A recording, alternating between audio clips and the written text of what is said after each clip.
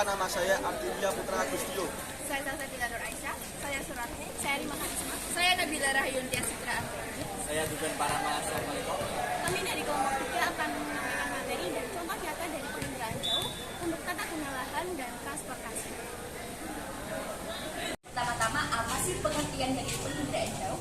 Penginderaan jauh adalah sebuah studi dan ilmu untuk mengetahui informasi tentang fenomena area objek melalui kontak langsung dengan fenomena objek dan area yang penginderaan jauh memiliki manfaat untuk keadaan saat ini, yaitu pemantauan wilayah rawan bencana, pemantauan jaringan jalan, dan pemantauan wilayah untuk perencanaan tata ruang. Nah, untuk penginderaan jauh secara umum, penginderaan jauh makin banyak dimanfaatkan karena berbagai macam alasan sebagai berikut. 1. Citra dapat dibuat secara cepat meskipun pada daerah yang sulit ditempuh melalui daratan. Contohnya hutan, rawa, dan pegunungan. 2. Citra menggambarkan objek di permukaan bumi dengan wujud dan letak objek mirip dengan sebenarnya. Gambar relatif lengkap, liputan daerah yang luas, dan sifat gambar yang permanen. 3. Citra tertentu dapat memberikan gambar 3 dimensi jika dilihat dengan menggunakan stereoskop. 4. Citra dapat menggambarkan benda yang tidak tampak sehingga dimungkinkan pengenalan objeknya. 5. Citra sebagai satu-satunya cara untuk pemetaan daerah bencana.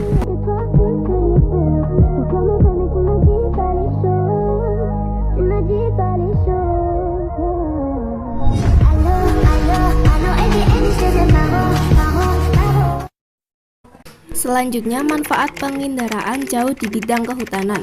Bidang kehutanan berkenan dengan pengolahan hutan untuk kayu termasuk perencanaan pengambilan hasil kayu, pemantauan penebangan, dan penghutanan kembali.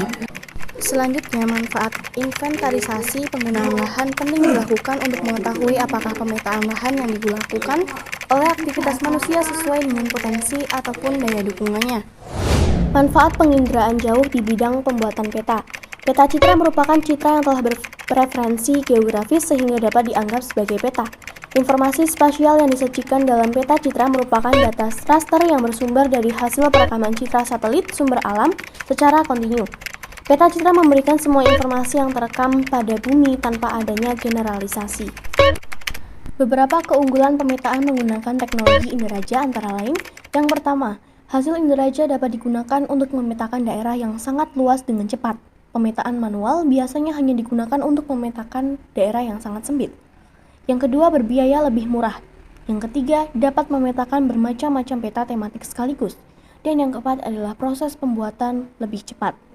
Salah satu contoh pemanfaatan teknologi Inderaja untuk kegiatan di bidang pemetaan, misalnya untuk pemetaan daerah rawan genangan air di wilayah Jakarta.